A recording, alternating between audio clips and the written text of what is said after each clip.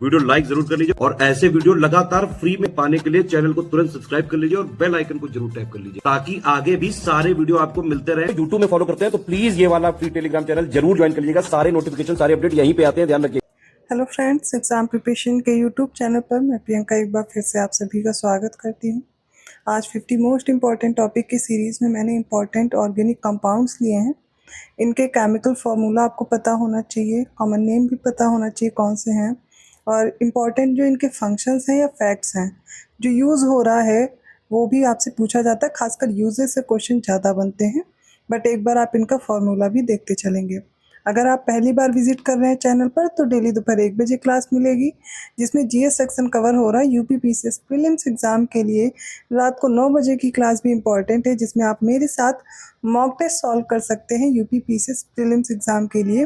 वैसे तो ये सभी एग्ज़ाम के लिए इम्पॉर्टेंट है, जहाँ पर भी आप जीएस या करंट अफेयर की तैयारी कर रहे हैं तो सभी एग्ज़ाम के लिए फोकस करके देख सकते हैं। लेकिन अभी यूपी पीसीएस प्रीलिम्स एग्ज़ाम है 12 अक्टूबर को, उसी को फोकस करते हुए चल रहे हैं। साथ में आप पेड कोर्स में इंटरेस्टेड हैं या फिर आप कंप्लीट स्टडी मटेरियल पाना चाहते हैं प्री प्लस मेंस की प्रिपरेशन करने के लिए या फिर अदर एग्ज़ाम की भी तैयारी कर रहे हैं तो ज्ञान सर एजुकेशन ऐप डाउनलोड करना है।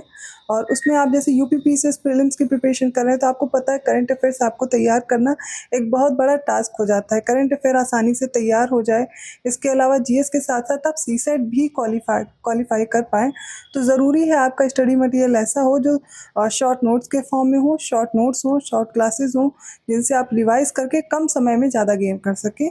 और स्टडी फॉर सिविल सर्विसेज ऐसा ही स्टडी मटेरियल आपको प्रोवाइड करता है, कोई भी एग्ज़ाम हो, यूपीएसआई हो, पेट से रिलेटेड जो भी अपकमिंग वैकेंसीज़ हैं उनकी आप प्रिपरेशन करना चाहते हैं। यूपी पीसीएस प्रीलिम्स के लिए मेंटरशिप प्रोग्राम है और भी जो एलटी ग्रेड और जीआईसी के कोर्सेज हैं वो भी प्रैक्टिस बैच आपको ज्ञान सर एजुकेशन ऐप पे ही मिलेंगे। ठीक है, कोर्स से रिलेटेड जानकारी हो गई। कोई भी कोर्स परचेज करने जा रहे हैं तो ज्ञान sir discount coupon code apply करना मत भूलिएगा। चलिए क्लास स्टार्ट करते हैं। सबसे पहला जो कंपाउंड है वो है नाइट्रोबेंजीन। नाइट्रोबेंजीन का केमिकल फार्मूला क्या है? C6H5NO2। ठीक है, एक बार केमिकल फार्मूला देखते चलिए। साइंस बैकग्राउंड वालों को याद है, कोई दिक्कत नहीं है। जो साइंस बैकग्राउंड से नहीं है उनको एक बार क्या करना है, फार्मूला देख लेना है। कैसे? नाइट्रोबेंजीन आपने पहले लर्न किया है, इसमें C6H5NO2 2-3 बार बोलेंगे, याद हो जाएगा। होता कैसा है तो ये हल्के पीले रंग का बादाम जैसी गंध वाला तेल होता है जिसे मिर्बेन का ऑयल बोलते हैं। यह बेंजीन से एनिलीन के निर्माण की प्रक्रिया में उत्पन्न होता है। फैक्ट्स भी इंपॉर्टेंट है। अब इसका यूज़ किस में होता है? सबसे ज़्यादा प्रश्न यूजेस से ही बने हुए हैं। एनिलीन और अन्य कार्बनिक यौगिकों के निर्माण में इसका यूज़ होगा। ट्राई नाइट्रोबेंजीन ये एक तरह का विस्फोटक है, इसके मैन्युफैक्चरिंग में भी यूज़ होता है नाइट्रोबेंजीन का। यहाँ से प्रश्न आया हुआ है, आपने देखा होगा। ट्राई नाइट्रोबेंजीन नामक विस्फोटक के निर्माण में किसका यूज़ होता है? नाइट्रोबेंजीन का। ओके, विभिन्न प्रकार की पॉलिश और रंगों और साबुन के निर्माण में भी नाइट्रोबेंजीन यूज़ होता है। नेक्स्ट जो कंपाउंड है वो है dichloromethane. Chemical formula CH2Cl2, dichloromethane. ठीक है, तो CH2Cl2 याद रखेंगे। रंगहीन है, कलरलेस है, वाष्पशील है, मधुर गंध वाला लिक्विड होता है, जल में अविलेय है मतलब घुलता नहीं है, और अन्य अनेक कार्बनिक विलायकों में विलेय है, वाटर में लेकिन सॉल्युबल नहीं है, याद रखिएगा। इसको एज अ विलायक के सॉल्वेंट के रूप में यूज़ करते हैं। किसी सतह से पेंट को हटाने में भी डाइक्लोरोमीथेन का यूज़ किया जाता है। चाय और कॉफ़ी से कैफीन हटाना है तो भी डाइक्लोरोमीथेन होना चाहिए। एरोसॉल स्प्रे प्रणोदक के रूप में भी इसका यूज़ होता है। डाइक्लोरोमीथेन याद रखिएगा। नेक्स्ट है मिथाइल आइसोसाइनेट। ये गैस है CH3NCO। भोपाल गैस त्रासदी में आपको पता होगा यही गैस का रिसाव हुआ था। मिथाइल आइसोसाइनेट CH3NCO फॉर्मूला नहीं पूछा जाता है लेकिन फिर भी पता होना चाहिए, अगर आ गया तो परेशान ना होना पड़े। यह एक रंगहीन है, विषाक्त है और ज्वलनशील द्रव है। कलरलेस है, विषाक्त है और ज्वलनशील भी है। और इसके संपर्क में आने पे क्या होता है? आंखों में जलन होती है, सांस से रिलेटेड ब्रीदिंग प्रॉब्लम होने लगती है, इवन डेथ तक भी हो सकती है। भोपाल गैस त्रासदी कब हुई थी? 1984 में, और यूनियन कार्बाइड संयंत्र से इसी गैस का रिसाव हुआ था। मिथाइल आइसोसाइनेट गैस का मिक का रिसाव हुआ था। कार्बोनेट कीटनाशकों के निर्माण में एक मध्यवर्ती उत्पाद होता है। ये रबड़ और गोंद के निर्माण में भी इसका यूज़ किया जाता है। नेक्स्ट है टीयर गैस, सबसे ज़्यादा बार पूछी गई है। इसे लैक्रीमेटर भी बोलते हैं। तो इससे होता क्या, इसका उपयोग क्या कब किया जाता है, जब बहुत ज़्यादा अनियंत्रित भीड़ हो जाती है तो पुलिस इसका उपयोग करते हैं भीड़ को हटाने के लिए, टीयर गैस। नेक्स्ट है मस्टर्ड गैस। इससे भी प्रश्न कई बार बने, इसे सल्फर मस्टर्ड भी बोलते हैं। केमिकल फार्मूला क्या है, C2H8Cl2S। मस्टर्ड गैस का फार्मूला फिर से देखिए, C2H8Cl2S। इसका निर्माण एक तो सल्फर डाइक्लोराइड जिसे हम HCl2 कहते हैं, एथिलीन की अभिक्रिया से होता है। तो एथिलीन C2H5 होता है। तो सल्फर डाइक्लोराइड तथा एथिलीन की अभिक्रिया से इसका निर्माण होता है। यह अत्यंत विषाक्त गैस है जिससे सरसों जैसी गंध आती है। त्वचा से संपर्क होता है तो ब्लिस्टर्स इससे आ जाते हैं। ब्लिस्टर्स मतलब जो फफोले होते हैं। तो सबसे पहले इसका फॉर्मेशन कैसे होता है, तो सल्फर डाइक्लोराइड और एथिलीन की रिएक्शन कराते हैं तो मस्टर्ड गैस बनती है। और ये फर्स्ट जो वर्ल्ड वॉर हुआ था इसमें जर्मनी की सेना के द्वारा ब्रिटेन और कनाडा की सेना के विरुद्ध हथियार के रूप में इसका प्रयोग किया गया था। नेक्स्ट है डाइक्लोरो डाइफिनाइल ट्राइक्लोरोइथेन, जिसे हम DDT बोलते हैं। पूरा नाम याद कर लीजिए इसका, डाइक्लोरो डाइफिनाइल ट्राइक्लोरोइथेन है।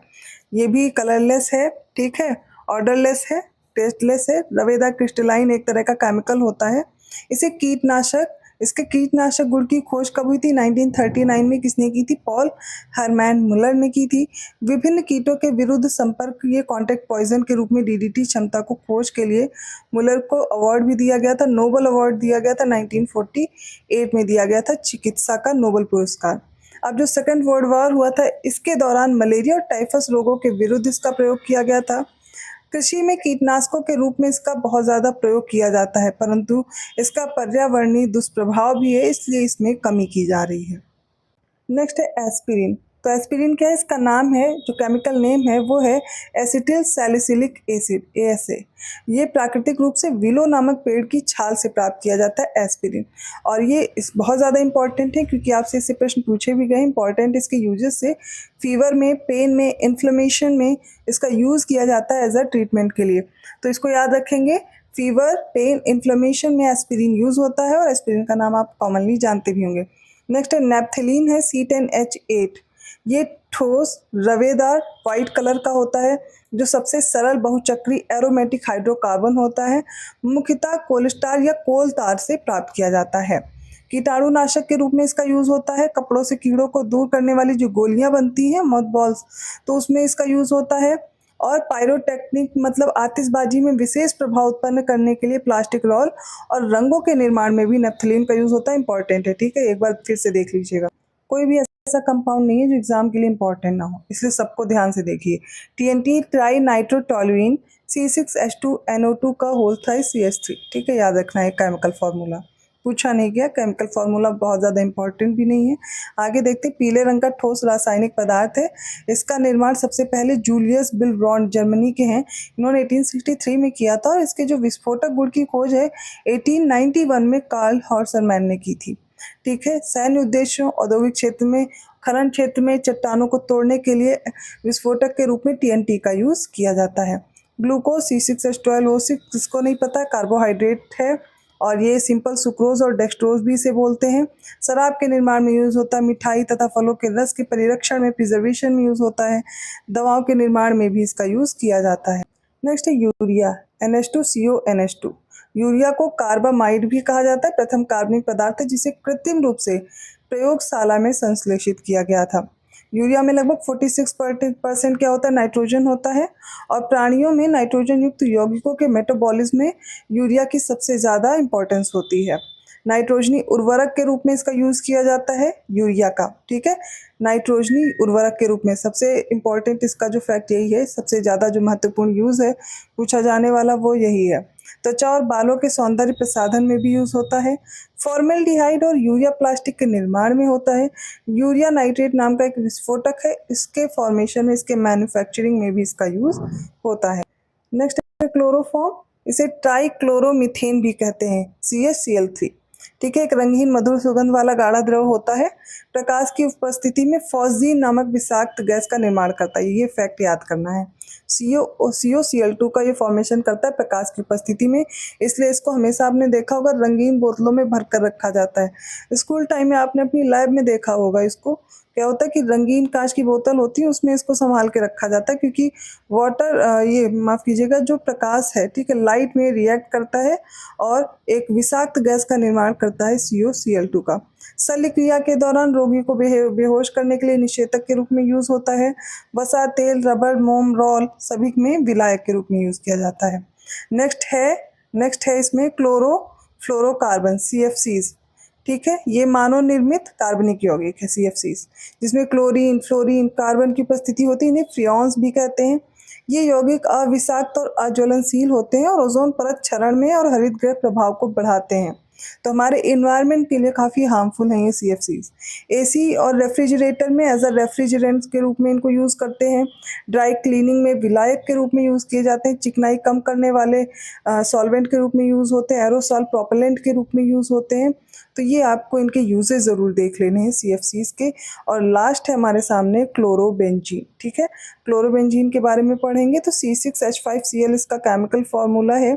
एरोमेटिक कार्बनिक यौगिक है जो रंगीन और ज्वलनशील होता है। DDT नामक जो पेस्टिसाइड, अभी DDT पढ़ा था, और अन्य कार्बनिक यौगों जैसे फिनॉल, एलिलीन, क्लोरोनाइट्रोबेंजीन, इन सभी के मैन्युफैक्चरिंग में इसका यूज़ होता है। फिर से देख लीजिए, फिनॉल, एनिलीन, क्लोरोनाइट्रोबेंजीन के निर्माण में इसका यूज़ होता है। तो साइंस का ये एक मेजर पोर्शन है जहाँ से क्वेश्चंस आते हैं। लास्ट टाइम मैंने कुछ और आपको जो कॉमन सॉल्ट्स वगैरह हैं उनको कराया था और उनके फॉर्मूला भी करा दिया है, उनके यूजेस भी देख लीजिएगा। वो हो चुका है, ये भी हो चुका है। इन 2 क्लास को कर लीजिएगा। एक से 2 प्रश्न आपको श्योर है आपके एग्जाम में मिल जाएंगे यहाँ से, ठीक है। तो इसको जरूर कवर कर लीजिए, इंपॉर्टेंट टॉपिक है। वीडियो अच्छा लगा तो लाइक ज़रूर कीजिए। चैनल को अभी तक सब्सक्राइब नहीं किया है तो कर लीजिए, और कोशिश करनी है कि जो आप कोर्स परचेज कर रहे हैं वो ज्ञान सर एजुकेशन ऐप पे देख लीजिए। आपको practice batch, free mock test भी मिलेंगे और जो प्रैक्टिस बैच ले रहे हैं वो भी मिल जाएंगे, ठीक है। ज्ञान सर डिस्काउंट कूपन कोड है, अप्लाई करना मत भूलिएगा। धन्यवाद।